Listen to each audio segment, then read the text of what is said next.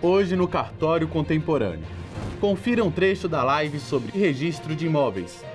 Eu sou Duda Meirelles e esse é o Cartório Contemporâneo.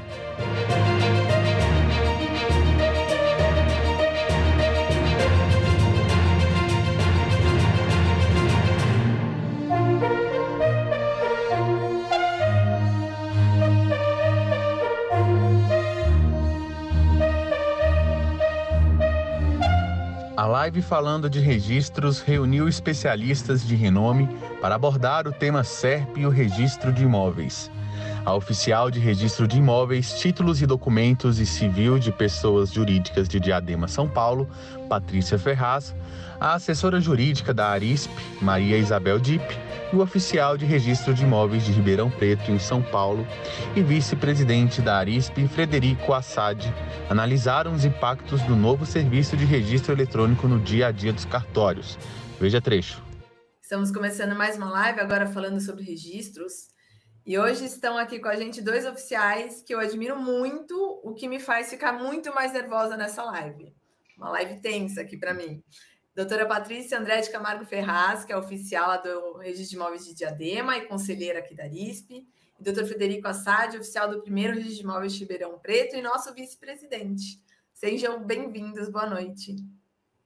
Olá, Maria Isabel. Boa noite, Fred. Boa noite a quem está conosco aqui hoje. Boa noite, Patrícia. Boa noite, Isabel. Um prazer ter os senhores aqui com a gente. Antes da gente começar esse tema que está tão em alta e com tantas perguntas e dúvidas, eu queria fazer uma breve introdução, falar um pouquinho sobre o SERP, que é o Sistema Eletrônico dos Registros Públicos. Dia 28 de junho de 2022 foi publicada a Lei 14.382, que dispõe sobre o SERP, e modernizou e simplificou alguns procedimentos relativos aos registros públicos, tanto dos atos da Lei 6.015 quanto das incorporações imobiliárias. E diante de todo esse grau de complexidade, saiu o provimento 139 no dia 2 de fevereiro, e no mesmo dia a portaria número 8, que divulgou o cronograma da etapa de entregas referente à implantação e ao funcionamento do SERP. Para a gente não perder mais tempo, eu vou começar com as nossas perguntas. A primeira delas, vou pedir para a doutora Patrícia Ferraz falar um pouquinho para a gente como e onde surgiu o SERP e a necessidade desse sistema.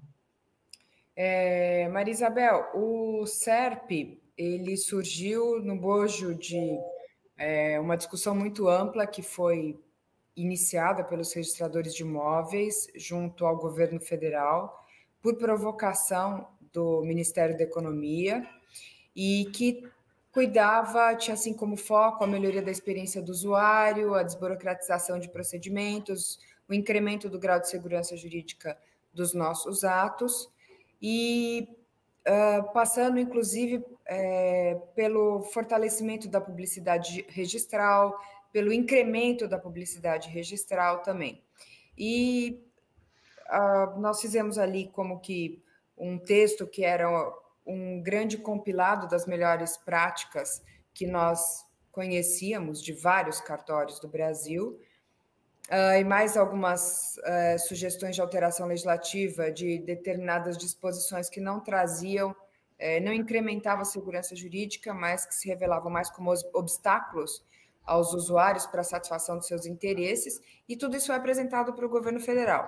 E o Ministério da Economia, num determinado momento, entendeu que era muito importante que houvesse uma interconexão eletrônica dos registros econômicos, e quando eu falo registros econômicos, eu estou me referindo ao registro de imóveis, ao registro de títulos e documentos e ao registro civil de pessoas jurídicas. Então, os registros econômicos de um lado e o registro social do outro, que é o registro civil de pessoas naturais.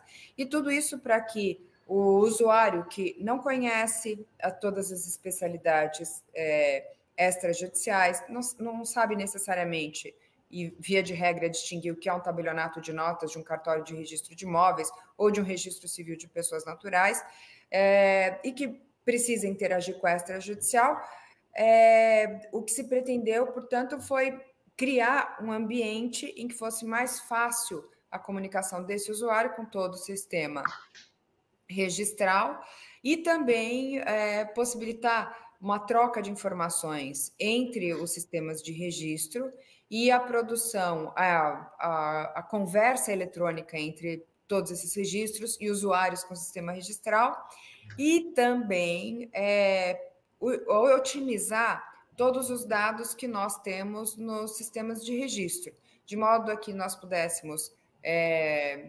desenvolver ferramentas que fossem ainda mais úteis para a prática de atos negociais, produzir estatísticas que são fundamentais para dar transparência a respeito dos atos que nós praticamos e, por exemplo, a respeito do mercado imobiliário, do mercado de crédito e daí por diante. Então, assim, o SERP, ele nasceu dentro do Ministério da Economia e foi uma iniciativa de uma das pastas do Ministério.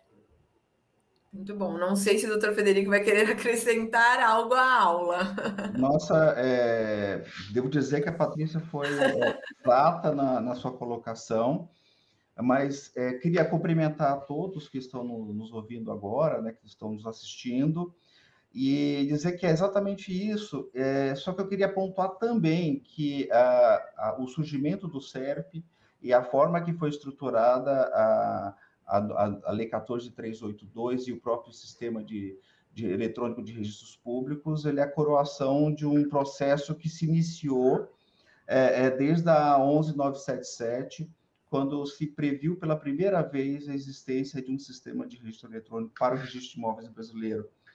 E, de fato, era uma necessidade. Nós vivemos num mundo que cada vez mais é eletrônico. Para aqueles que acompanham nosso trabalho diário como os oficiais, sabem que é absolutamente indispensável que o oficial e a prestação de serviço público que nós realizamos, que tem uma importância imensa para o mercado, seja feita de forma eletrônica e com facilidade de acesso para cada um dos usuários, principalmente o nosso usuário final, que é o cidadão.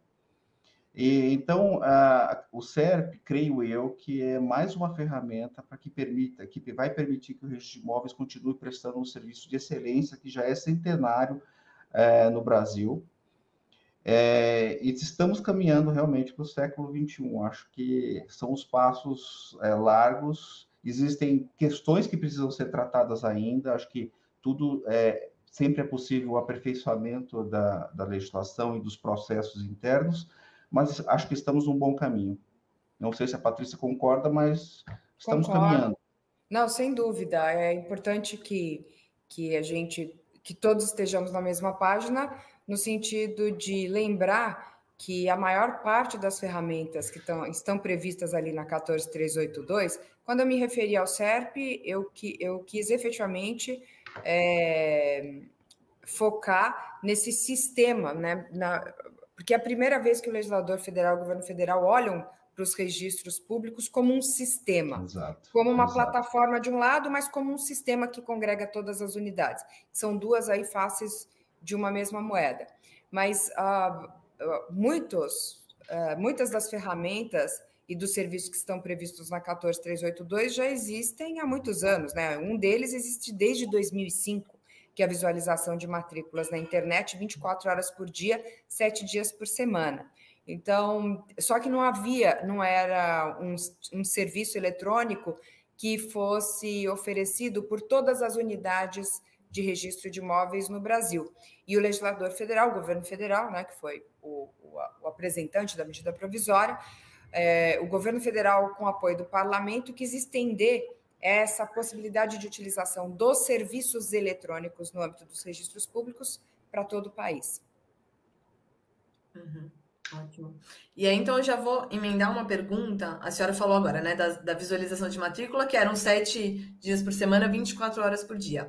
Como que ficaram os prazos dos pedidos que são feitos pelo sistema? Eles são diferentes dos pedidos feitos diretamente no balcão?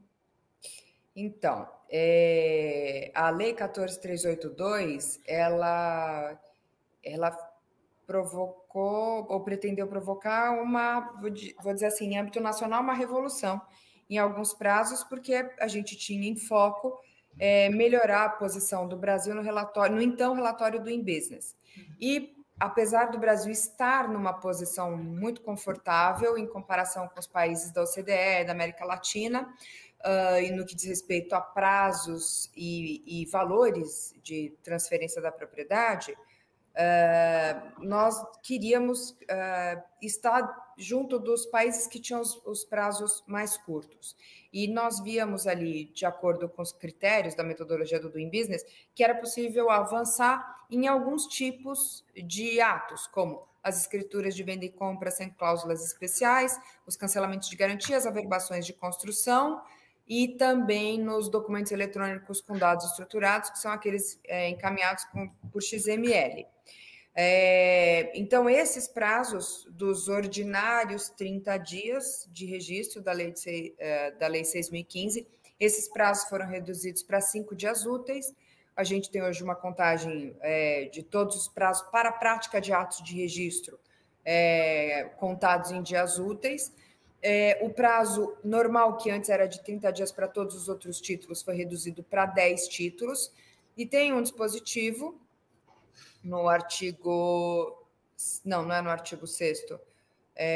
Fred, me socorre, eu não me lembro agora qual que é o artigo, que prevê o prazo também de 5 dias para os documentos que são encaminhados pelo SERP. E aí existe uma discussão, eu particularmente entendo que esse tipo de documento, eu entendo que esse dispositivo diz mais do que quis dizer, porque uma das premissas da Lei 14.382, como eu disse no início, na pergunta anterior, é incrementar o grau de segurança jurídica. E você não incrementa o grau de segurança jurídica se você acelera o prazo de análise dos documentos. Então, eu interpreto esse dispositivo da seguinte forma, que este prazo reduzido de 5 dias úteis se aplica aos documentos eletrônicos formalizados por meio de extratos e enviados para as unidades registrais por meio do SERP, porque aí faz todo sentido que o prazo seja de 5 dias.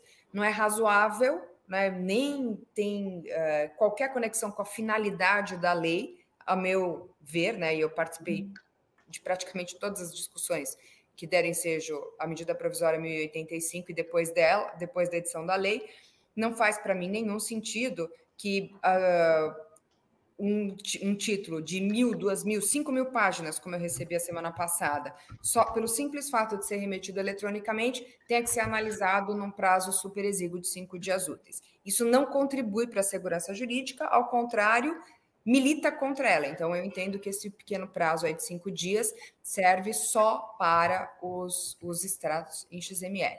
Não sei se o Fred concorda, se ele acha que faz sentido. Até fazendo... Não, em primeiro lugar, eu concordo. Só queria pontuar o artigo que você tinha mencionado, é o 188 parágrafos, né, da Lei de Registros Públicos. Nós até tínhamos discutido esse ponto específico. Eu entendo que, especificamente, a lei estabelece que esse prazo é de 5 dias após são 10 dias, né, contados da data do protocolo, e será de 5 dias para documentos eletrônicos do SERP, escrituras de venda e compra sem cláusulas especiais, exatamente os pontos que você trouxe. Então, a lei delimita quais são as hipóteses às quais se aplicará esse prazo ultra reduzido, vamos dizer assim. No restante, a gente acho que fica ali adstrito aos 10 dias mesmo, que estão previstos, inclusive, na norma de serviço. Eu acho que, primeiramente, as alterações são muito bem-vindas. A gente acaba saindo um pouco, e eu digo isso, eu estou há algum tempo já na atividade, a gente sai um pouco da nossa zona de conforto, é incômodo, mas é muito, muito, muito importante, porque o mercado, e o mercado em si não é tão importante, mas o usuário passa a ter uma experiência que é muito diferente de ir no cartório. E eu digo isso sem nenhum tipo de dúvida, ninguém gosta de ir no cartório. Na verdade, a pessoa é obrigada a ir porque tem que resolver algum aspecto da vida dela, seja civil, seja patrimonial. E então, você entregando um serviço, prestando um serviço de excelência que nós já prestamos, com um prazo que a sociedade demanda e esses novos tempos aí de virada de século, a sociedade passou a acelerar suas demandas de uma forma imensa, faz a gente estar junto com boa parte das novidades que a própria estrutura social tem apresentado. Eu acho que a gente tem que unir, tem que fazer a união de todos nós para que a gente faça cumprir integralmente, que a gente pare de perder tempo em fazer as coisas necessárias. Eu acho que, como eu disse, começamos com o processo da Lei 11.977, acho que agora culminamos no ponto em que vamos fazer a transição de forma total para o sistema eletrônico. E realmente isso passa pela mudança na experiência do cliente, do nosso usuário, né?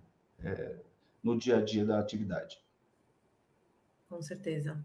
A próxima pergunta, já vou também aproveitar que a doutora Patrícia falou sobre o extrato. Os cartórios, eles podem aceitar pelo SERP, né? Apenas os extratos, ou é obrigatório que haja o acompanhamento do título mesmo, do contrato, enfim? Pela redação original da 1085, da MP 1085, os extratos poderiam ser prenotados no registro de imóveis sem estarem necessariamente acompanhados do contrato na sua inteireza. A apresentação do contrato integral, do contrato original, era uma faculdade do apresentante. Só que houve uma emenda que concedeu essa faculdade de apresentação tão somente do extrato sem o contrato para aquelas hipóteses das contratações formalizadas por escritura pública.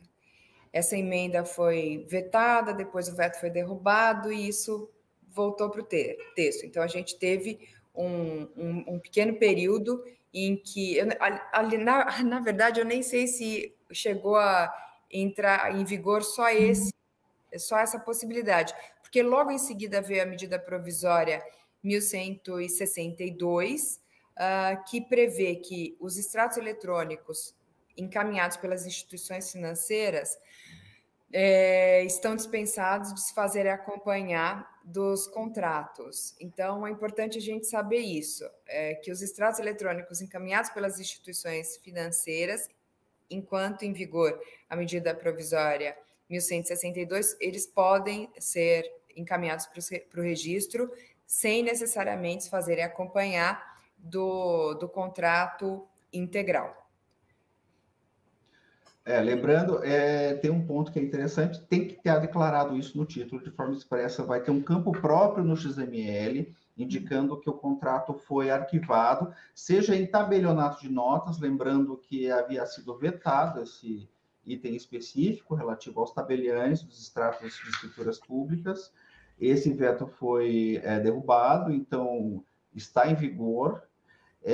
E como a Patrícia trouxe, foi introduzido pela medida provisória do Minha Casa Minha Vida deste ano de 2023, a possibilidade dos extratos advindos das instituições financeiras e instituições de crédito do Sistema Financeiro Nacional enviarem os extratos e declararem que os originais encontram-se arquivados em pasta própria dentro da instituição financeira. É uma forma de dar uma certa agilidade, ou seja, a nossa qualificação que, de acordo com a lei, já sofreu uma simplificação, vamos dizer assim, passa a ser possível que seja feita de forma quase imediata, vamos dizer assim.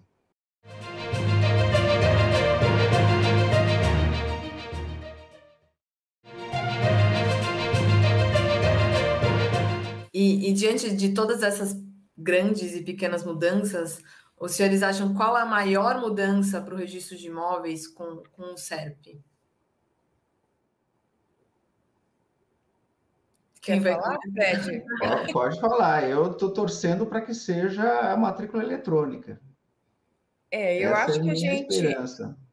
acho que quando o SERP estiver funcionando na sua inteireza, tal como previsto na 14382, e é bom lembrar que a 14382 traz um rol não exaustivo de ferramentas.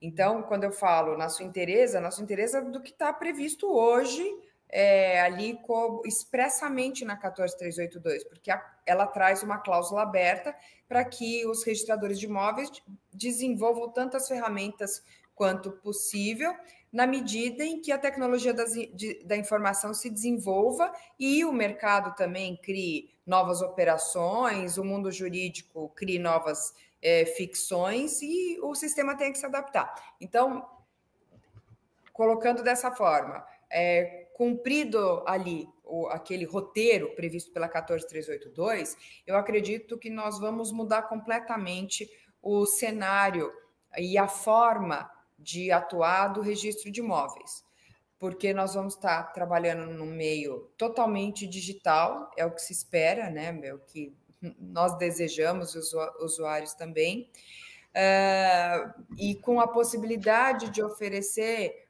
um cardápio mais amplo de serviços a partir do momento em que a gente receba ou possa receber vários documentos por meio de extratos eletrônicos. Então, o potencial que nós teremos para produzir estatísticas, informações de utilidade econômica, a partir dos dados que nós vamos extrair dos atos que nós praticamos, vai ser assim, uma coisa fantástica. Pode mudar efetivamente a forma do mercado sorver informações. Hoje, eu gosto muito quando... Eu não sei se qual que é o colega que fala isso, mas tem um colega nosso, me desculpe aí, não me lembro agora quem é, mas tem um colega nosso que fala que o melhor...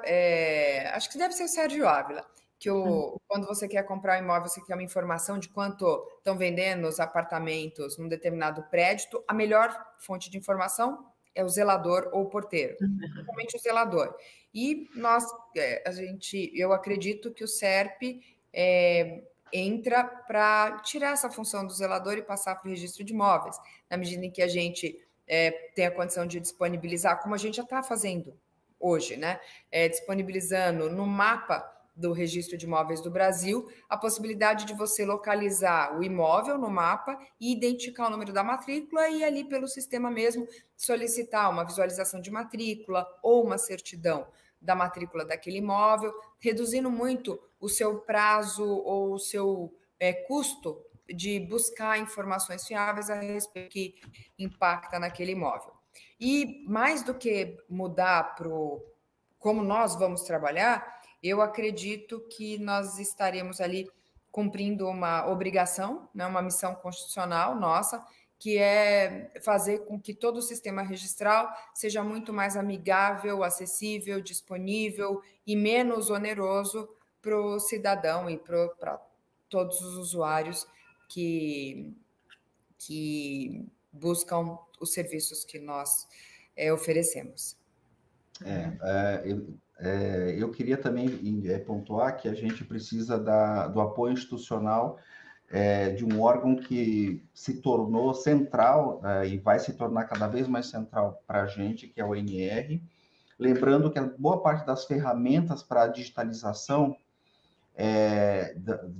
do registro de imóveis como instituição estão presentes já desde a regulamentação da matrícula eletrônica de imóveis, provimento 89 de 2019 do Conselho Nacional de Justiça. Eu acho que esse é o momento da gente dar o passo a mais e implementar efetivamente aquelas ferramentas, porque até hoje, de forma muito clara, nós praticávamos os atos registrais como antigamente numa nova plataforma. Então, muito documento digitalizado, muitos documentos que se transformavam em documentos digitais. A partir do momento em que o extrato tiver plenamente institucionalizado, e digo para vocês, o pessoal da capital recebe bastante extrato, nós do interior não recebemos tanto. Ainda como disse até o Natal hoje, né? Como é que é? Nunca vi. Exatamente. É uma lenda metropolitana. É lenda metropolitana, então. E a realidade é que nós queremos receber, nós oficiais do interior, porque a gente quer dar essa contribuição e agora as ferramentas estão na mão dos nossos agentes institucionais para que a gente consiga mostrar o nosso trabalho. Eu acho que essa é a grande mudança. A gente sair de um ambiente concreto, um ambiente que é analógico, para um ambiente digital. E o mundo e todas as relações humanas já estão se transformando nisso, né? Fred, posso comentar uma coisa que você falou? Quando você falou, né, da simplificação da qualificação, posso fazer um comentário a esse respeito? Por favor, por favor. Porque essa é uma coisa polêmica até. Eu particularmente... Tem gente que não gosta. Eu amo. Eu recebo extratos, eu estimulo as incorporadoras que registram empreendimentos em Diadema a utilizarem os extratos, porque do meu modo de ver, isso não significa de modo algum mitigação da qualificação registral, ao contrário... E da segurança, né? Mitigação da segurança, concordo com você. Ao contrário, eu entendo que o extrato eletrônico é uma recuperação de uma ideia muito antiga, né? De acho que 70, 80 anos atrás, agora que vem para o meio eletrônico, e que significa um grau de compromisso muito grande dos registros com a satisfação do usuário. Porque quando você trabalha com extratos eletrônicos, você está respondendo com um grau muito maior de padronização por parte dos registros para aquelas operações que são padronizadas. Até hoje, né, o que eu tenho recebido? Extratos eletrônicos de operações de compra e venda com financiamento imobiliário, que é venda e compra com alienação fiduciária. Via de regra, elas vêm nos empreendimentos que acabaram de ser incorporados ou que foram objeto de instituição de especificação de condomínio. Então, a gente tem a mesma pessoa alienando vários imóveis para adquirentes diferentes dentro de um mesmo formato negocial. E, da minha perspectiva, acho que não faz o menor sentido que a gente coloque um monte de escreventes analisando cada qual o mesmo contrato, exatamente o mesmo contrato. Se as cláusulas no mundo elas já foram previamente analisadas, nós vamos fazer o quê? Aplicar os princípios registrais que são e que continuam a incidir na qualificação registral nas variáveis, porque eles ali se manifestam de todas as formas. A legalidade, a continuidade, a especialidade objetiva, subjetiva, a inscrição, enfim. Eu acho que é, assim, fantástica a possibilidade de nós trabalharmos com os extratos, e é fantástico não só para nós, mas é fantástico para o usuário. E aí eu já vou emendar uma pergunta que, na verdade, vai ser um pouco repetitiva, que perguntaram assim para a gente: qual a importância do CEP para o cidadão, para a economia e para o sistema registral? Eu sei que os senhores já falaram disso um pouquinho, mas se quiserem acrescentar alguma coisa, por favor. Senão eu vou para a próxima pergunta. Não, imagina. Bel, assim, é muito importante destacar que os bens de raiz são o ativo mais importante e que constitui a maior parte da riqueza das famílias em um país. O grande local de guarda de valor são os imóveis. É o que se transmite, em boa parte por herança, é o que dá segurança de moradia, é o que dá segurança de produção, é o que torna concreto o direito de propriedade. Então, a existência de um sistema que seja seguro, que seja moderno, que seja rápido, ele traz a possibilidade de você tornar imensamente mais ágil todas as operações, principalmente de crédito, porque a grande garantia para as operações de crédito, e o crédito é o alimento, é o combustível para os negócios, é o registro de imóveis, né? É o bem de raiz. Eu acho que, nesse ponto, a gente mostra a nossa importância, a nossa origem, como a gente fazia a inscrição das hipotecas na nossa base, na nossa origem, e a gente está mostrando a nossa vocação para continuar fazendo isso muito bem para os próximos 300 anos. Posso completar um tiquito, Fred? Sempre, Patrícia, você está em... Eu concordo integralmente com o Fred quando ele fala da importância dos bens de raiz, dos imóveis para a economia, sem dúvida alguma.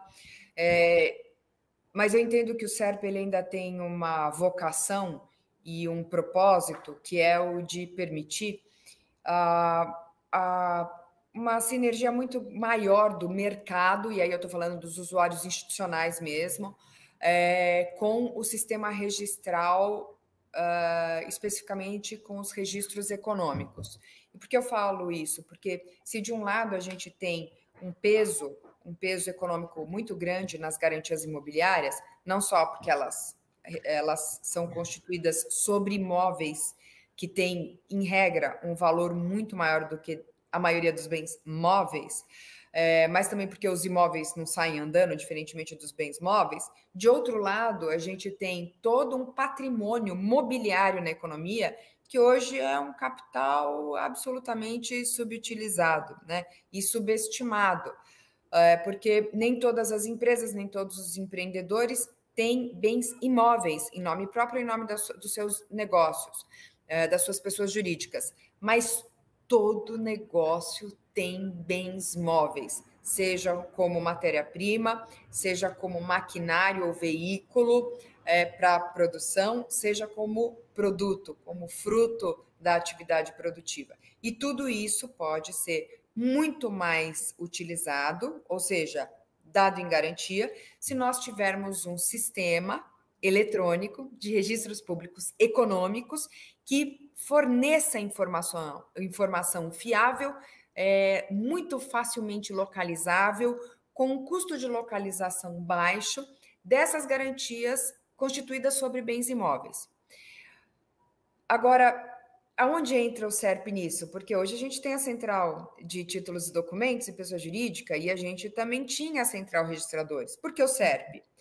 Porque o nosso usuário, por exemplo, o agronegócio, o usuário que é o grande fornecedor de serviços ou industrial, muitas vezes ele precisa dar em garantias bens móveis ou imóveis, ele precisa tomar empréstimo no mercado, e o que o prestamista, que é o que a instituição de crédito quer saber, é não só o que ele tem de patrimônio, mas quanto do patrimônio dele está comprometido. E o SERP tem essa possibilidade, está lá previsto no artigo 3º, inciso 10, a obrigação de nós disponibilizarmos informações a respeito do comprometimento patrimonial, quando a 14382 diz que a gente tem que fornecer informações sobre as garantias mobiliárias, imobiliárias, os protestos registrados e não pagos, as constrições judiciais, as administrativas, as restrições de toda a natureza, incidentes sobre bens, e aí repetindo o que eu falei no começo, sobre os bens móveis e imóveis, aí considerado inclusive as cotas sociais do Registro Civil de Pessoas Jurídicas. Então, assim, é um salto de qualidade, e é importante que a gente saiba que isso não existe em lugar nenhum no mundo, porque no planeta nós temos sistemas de registros econômicos que estão divididos entre registros de imóveis, de um lado, com uma determinada categoria, e registro de títulos e documentos com outra categoria. E aqui no Brasil, via de regra, nós temos registradores de imobiliários e de títulos e documentos concentrados na mesma pessoa, no mesmo oficial. E agora isso tudo dentro de um mesmo sistema que se comunica, que conversa e que tem a possibilidade de pegar os dados de um lugar de outro, de um cartório de outro, e fornecer para o usuário numa pesquisa de comprometimento patrimonial, em um mesmo relatório, como nós fazemos no registro de imóveis com a pesquisa de bens. Agora, imagina um segundo momento. A gente tem a pesquisa de bens e a gente vai ter que fornecer o comprometimento patrimonial. A gente pode disponibilizar um relatório que congregue não só a pesquisa de bens, mas também a informação relativa ao comprometimento patrimonial. Isso significa redução de custo transacional por conta de redução de assimetria informacional. Eu falei outro dia, numa conversa com o Ávila e a Carol de Londrina, que se eu for vender uma coxinha pro Fred, eu sei como eu fiz a coxinha, eu sei o frango que eu coloquei na coxinha, a qualidade da farinha, o que eu botei ali na farinha para dar liga na coxinha, mas o Fred não sabe. Isso se chama informacional. Eu sei o que é o meu produto, mas ele não sabe. E ele, para saber se vai querer comprar o meu produto ou não e quanto ele vai pagar pelo meu produto, ele precisa de informação. Ele precisa, o conhecimento dele tem que ser o mais próximo do meu para que a gente faça aí um negócio feliz.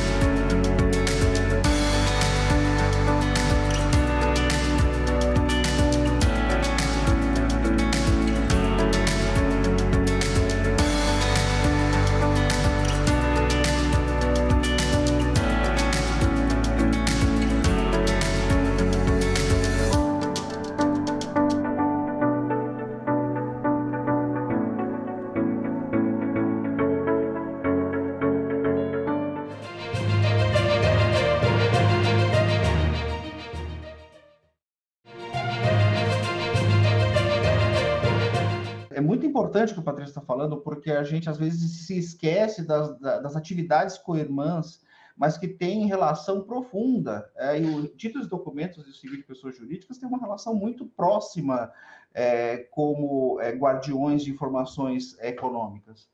E o próprio registro civil, que para mim é a fonte primária de informações da pessoa, assim, a integração dessas atividades, eu acho que vai possibilitar realmente uma sinergia imensamente maior. E essa informação eu não sabia. Realmente, Patrícia, que é um sistema único no mundo, eu acho que a gente tem que fazer bastante propaganda disso, porque é para ter orgulho. A gente não pode achar que nosso sistema é pior. Nosso sistema é melhor que o restante. E nós temos que trabalhar exatamente para vocalizar isso, para entrar nos fóruns de discussão, falar para os advogados, falar, olha, vocês têm um sistema que é barato e extremamente seguro. Mas, Fred, esse é o recado.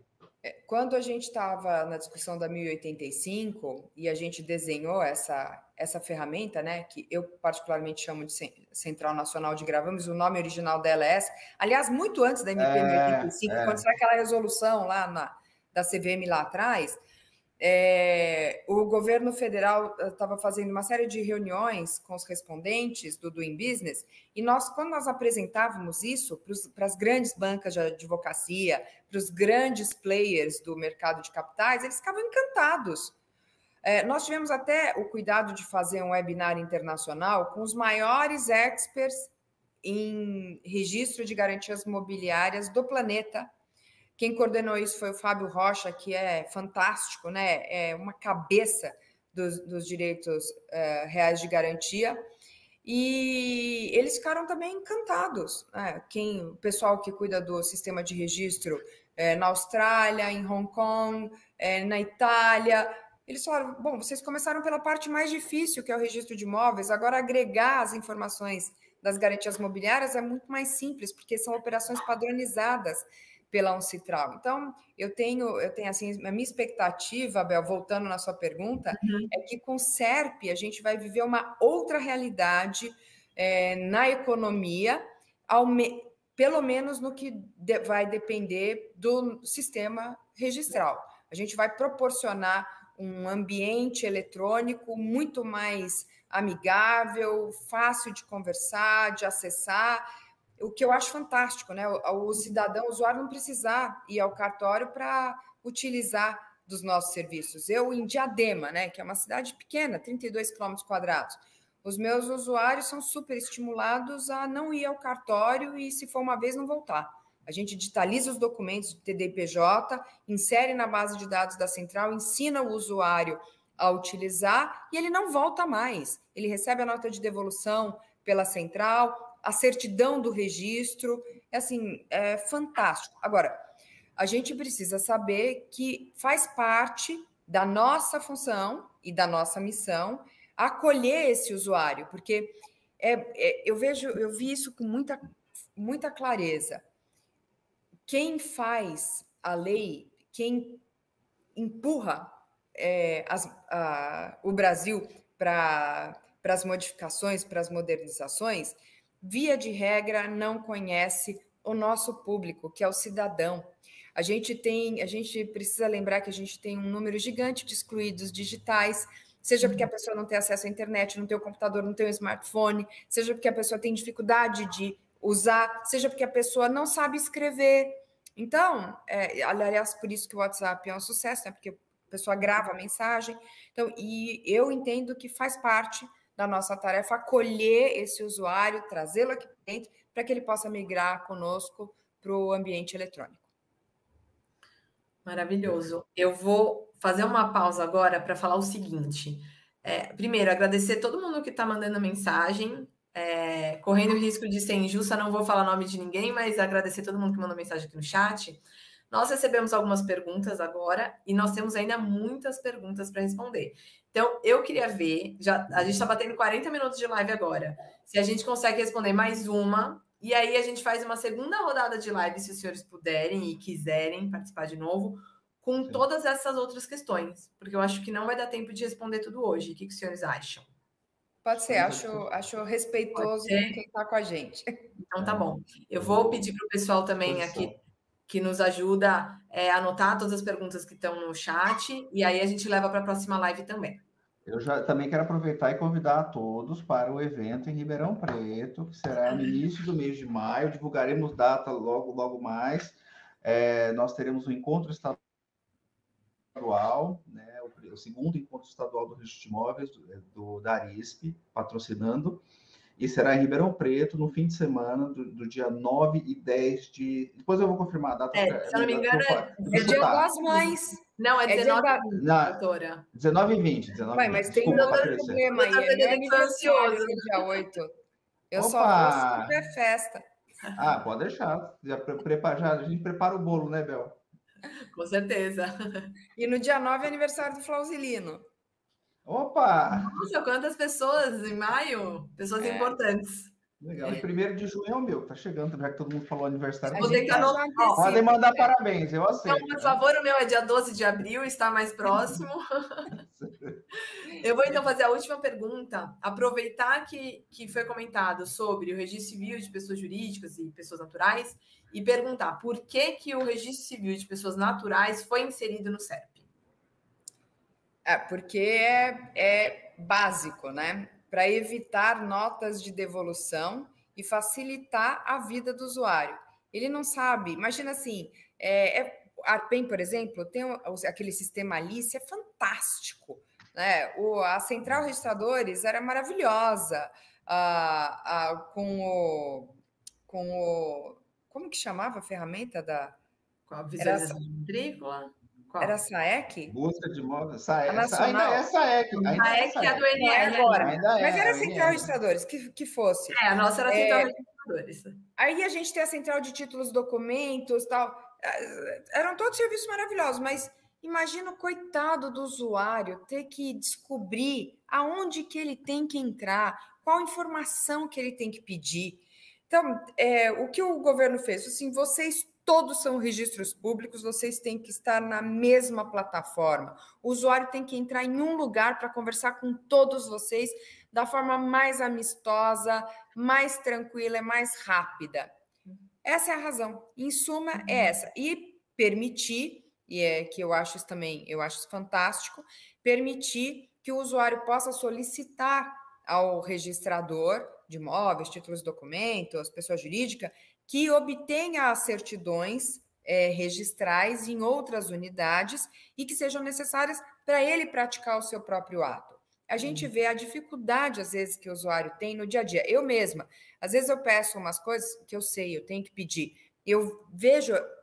Quando eu vejo o grau de instrução do usuário, eu já sei que ele não vai conseguir. Então, eu mesma, às vezes, falo para ele, olha, eu vou ligar no cartório, vou pedir lá para o senhor a certidão, o senhor vai lá e retira a certidão, porque é desse jeito que ela tem que vir.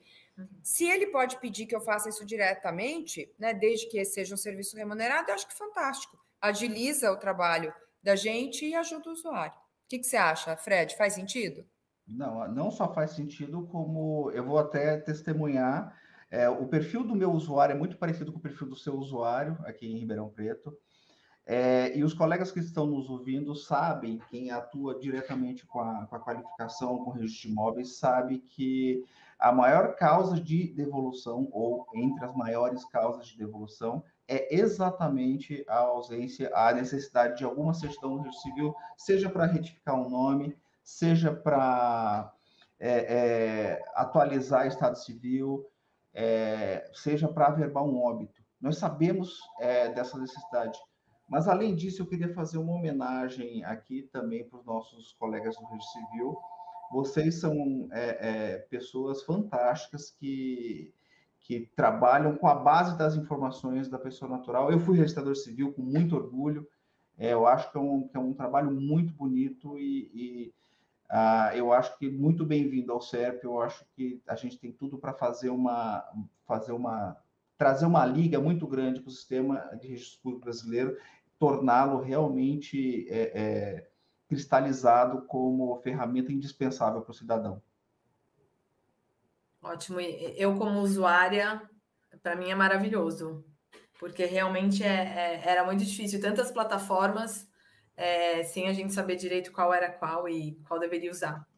E você é uma usuária qualificada. Sim, exato. Imagina a pessoa que está... Qualquer pessoa que vai comprar um imóvel financiado, que precisa obter uma certidão de nascimento, uma certidão de casamento atualizada, que vai fazer um formal de partilha, um inventário, precisa de uma certidão de óbito. Às vezes a gente tem o hábito de medir os outros com a nossa régua, e a nossa régua não serve. É isso mesmo. Patrícia, é muito interessante porque nós temos aqui o exemplo da Coab aqui em Ribeirão Preto. A Coab simplesmente assina o contrato, dá na mão do usuário, né, que tem uma condição social que precisa um pouco mais de cuidado. Vai no cartório e registra. Pensa você tentar explicar que ele não pode registrar porque você precisa achar a sua certidão de casamento que está lá no interior do Maranhão. Sim. Então, uma ferramenta dessa em um país das dimensões e das assimetrias informacionais, como no Brasil, é absolutamente indispensável. Tem que ser feito. É um trabalho que tem que ser feito e a gente tem que tomar a frente disso. Doutor, eu nunca vou esquecer uma cena que a gente passou aqui na Arisp, um senhorzinho super de idade, super simples, foi num cartório e disseram, vai ter que fazer pela Arisp. E ao invés de ele entrar, veio até a Arisp. E a gente viu o quanto era necessário isso mesmo. Nossa, essa nossa... A doutora Patrícia Ferraz teve um problema técnico lá. Eu vou aproveitar, então, para agradecer a presença dos senhores aqui, já marcar o compromisso de uma live parte 2 sobre o assunto do SERP. Foi um prazer, tenho certeza que quem nos assistiu aprendeu muito, assim como eu hoje. E fica aqui meus agradecimentos, assim como agradeço também Dr. Jorge Takeda, nosso presidente, Dr. José Renato Nalini, reitor aqui da Uniregistral, e o doutor Ivan Jacopetti, nosso diretor acadêmico, que tem suado bastante aqui para a Uniregistral continuar dando bons frutos. Obrigada, doutor Frederico, doutora Patrícia. Obrigada, Bel. Obrigada, Fred. Agradeço a todo o corpo da Uniregistral, a todos que estão nos assistindo agora e quem vai nos assistir na gravação. Obrigado, Patrícia. Obrigado, Isabel. Parabéns pelo trabalho das duas. Opa, o cachorrinho da Patrícia é o meu também. Eu tive que trancar para fora o meu. Mas quero agradecer a vocês duas pelo trabalho fantástico, a Isabel Narispe, a Patrícia como nossa guerreira, nossa lutadora nos campos de batalha legislativos e institucionais, e agradecer a todos que nos ouviram, colocar sempre à disposição, Bel, convide, que será um prazer muito grande estar sempre com vocês. Um abraço ao doutor Takeda, ao doutor Naline, ao doutor Ivan, e a todos os amigos registradores, todos os nossos parceiros aí. E esse foi o Cartório Contemporâneo de hoje. Perdeu alguma parte desse programa? Temos uma reprise toda segunda-feira, 19 horas, na TV Justiça ou no canal da CNR no YouTube. Nos vemos semana que vem, às 19 horas, na TV Justiça, no próximo Cartório Contemporâneo. Até lá!